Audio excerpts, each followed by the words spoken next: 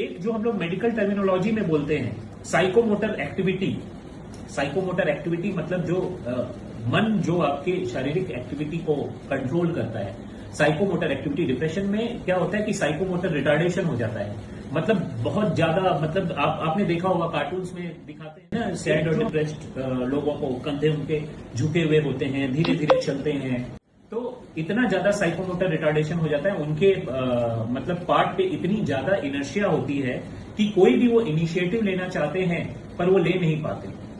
कभी कभी क्या होता है कि ये साइकोमोटर एक्टिविटी बढ़ भी जाती है, जैसे एटिपिकल डिप्रेशन में कभी कभी क्या होता है कि एंजाइटी, रेस्टलेसनेस ये सब ज्यादा होती है, तो ये साइकोमोटर एक्टिविटी बढ़ भी जाती है। फिर क्या होता है कि कुछ जो डिप्रेशन के मरीज होते हैं उनका कंसंट्रेशन भी इंपेयर हो जाता है, तो एकाग्रता की कमी, कोई भी उनको टास्क करना है उस पर वो एकाग्रचित होकर काम नहीं कर पाते हैं। इसके कारण उनको लगता है कि उनकी मेमोरी डिस्टर्ब हो रही है और उनको लगता है कि उनको मेमोरी की प्रॉब्लम है, लेकिन उसको हम लोग स्यूडो डिमेंशिया बोलते हैं। असल में वो डिप्रेशन में होता है एकाग्रता की कमी के कारण, because of impairment in concentration, है ना, because patient is preoccupied with so many thoughts, they are not able to sustain their attention and concentration over a task, इसलिए उनको लगता है कि उनकी मेमोरी डिस्टर्ब हो गई।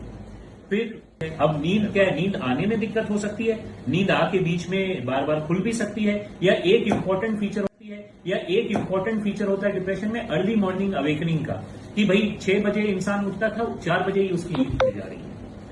ये हो सकता है। कुछ लोग होते हैं डिप्रेशन के, उनमें ज्यादा नींद भी आती है, जरूरी नहीं है कि कम नींद आए, कुछ लोगों को ज्यादा नींद भी आती है, वो दिन भर सोते रहते हैं। और उसी तरह जो एपेटाइट है, जो भूख, सोते रहते हैं,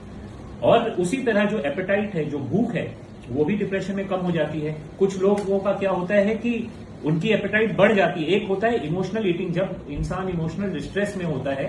तो वो क्या होता है, कार्बोहाइड्रेट रिच फूड्स के लिए उनकी क्रेविंग होती है, तो वो जैसे फ्रिज से निकाल के, उसको हम लोग इमोशनल हंगर बोलते हैं, फ्रिज से निकाल कर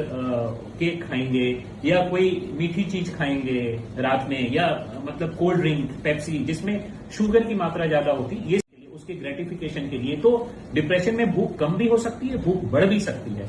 कुछ लोगों का वेट लॉस हो जाता है, मतलब मेडिकल टर्मिनोलॉजी में जनरली सिग्निफिकेंट वेट लॉस बोला जाता है कि 5% अगर उसके